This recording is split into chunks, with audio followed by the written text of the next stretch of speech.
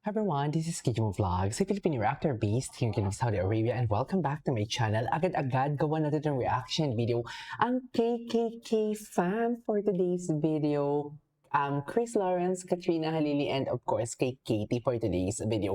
Actually, naalala ko, maraming na-request sa akin na gumawa ako ng reaction video after kong gumawa ng reaction video or performance nila, singing performance nila sa All Out Sundays last Father's Day. Pero ngayon lang talaga akong naging available at eto pa ang chismis. Nagulat ako, nagkabalikan pala sila. May comeback pala. Oh, I'm really happy. No, happy ako kasi syempre, di ba, ang mararamdaman ni Katie, matutuwa talaga siya. And malapit sa puso ko si Katie talaga for today's video. Kasi I have my nephew as well na may autism. May autism yung yung nephew ko. So they are so special at malalapit talaga sila sa puso ko. So I won't say any longer. I am really excited to watch this kasi nga nagkabalikan na nga ni. Pero alam niyo, ikwento niyo nga muna sa akin kasi hindi ko din talaga sila nasubaybayan. Nanonood ako ng vlog nila pero hindi yung tipong sunod-sunod talaga na vlog. Ang pagkakaalam ko talaga, ang last ko na nabalita sa kanila na may girlfriend si Chris Lawrence na nagpaparinig sa Facebook. Yun yung naalala mo talaga. Charet! Yun talaga. And then, gusto ko lang din malaman, or can you comment down below kung saan ko pwede or anong video ang pwede kong panoorin nang nagsimula silang mag-vlog na kasama na si Chris Lawrence.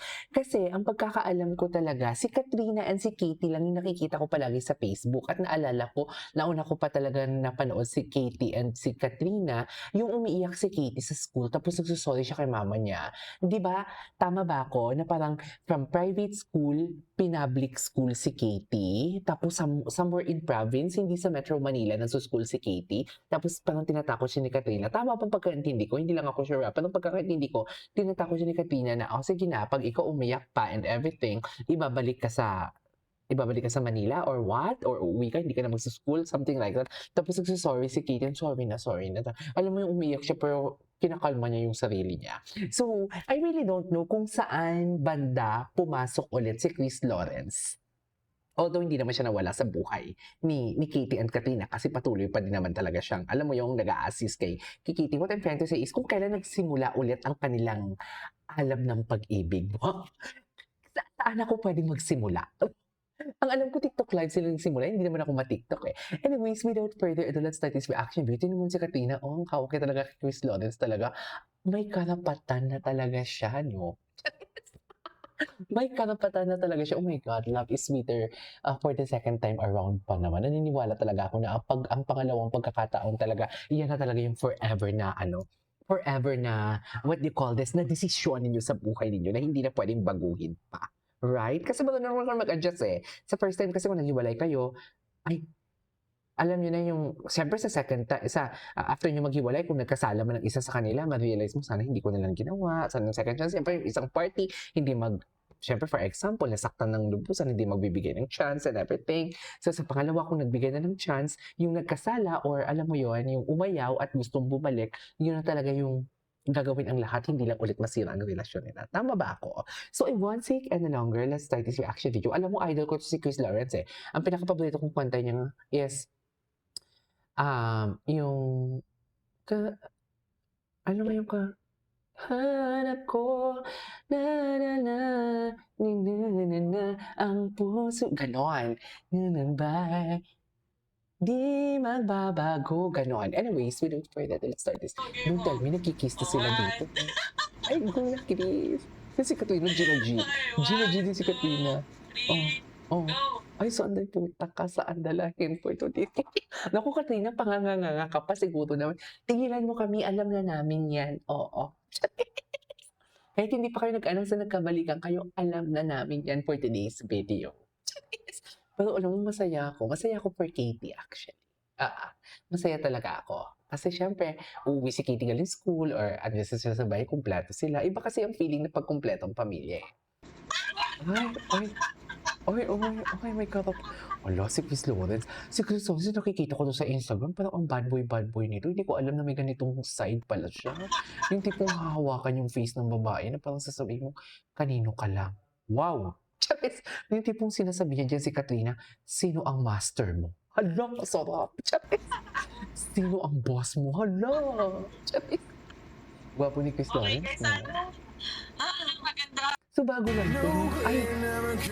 Tingnan natin to. Ay, their love story.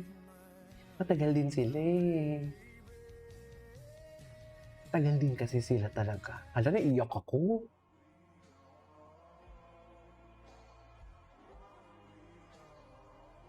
Ay, naiiyak ako, mami. Oh my God, ang saya-saya nila. Ang saya-saya nila.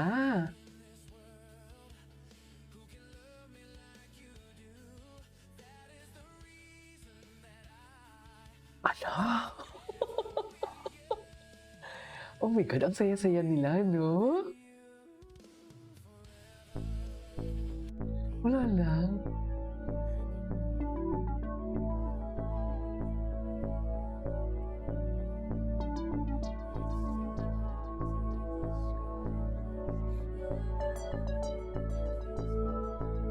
Ang saya nila. Sana all. Wala naman akong pinagdadaanan. Wala lang. Ganyan ako eh. Naiiyak ako sa kasiyahan ng iba. Ganun talaga. Ay, ano daw? Nag-kiss na si Miss B. Nag-kiss na nga. Sumusuka pala po eh. Ano? Natin eh. Ay, ayan. Nag-kiss. Nag-kiss na si Mr. and Miss B. Nag-kiss nga sila. Ano ba? Sasabong tayo dito eh. Okay mo. Ayan. Nag-kiss sila. Nag-kiss na sila. Sarap pa. Charis. Masarap yan eh. Charis. Ano nag-kiss sila? Isus, oh, isus. Kunwari, hechicero. Alam ko na yan. Charis. Ay, kiss sila, oh. Ay, kiss talaga sila, eh. Kiss talaga sila. Kiss talaga sila. Masaya ako for them, actually. Ay, actually, masaya ako for them. Sana all, no? Sana all. Hmm? Sobrang happy nila. Napaka-genuine ang happiness nila. Ay.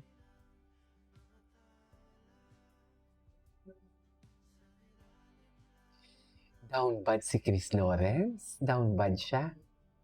In love siya?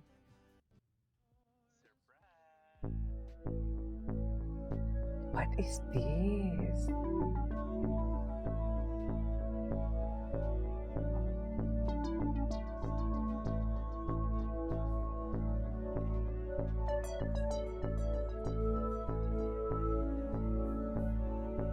Grabe, no?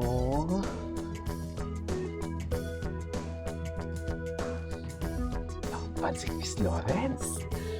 Ano ba?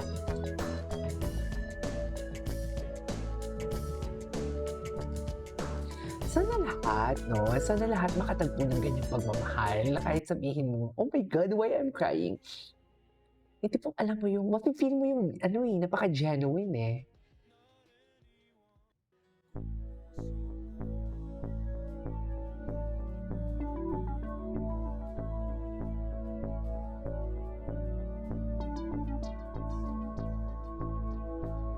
Naiyak ako. Naiyak ako, ma'am. I don't know bakit. Masaya ako sa kanila. At least, kahit sa ano nangyayari sa mundo, at least may dalawang taong masaya sa kanilang pagmamahal.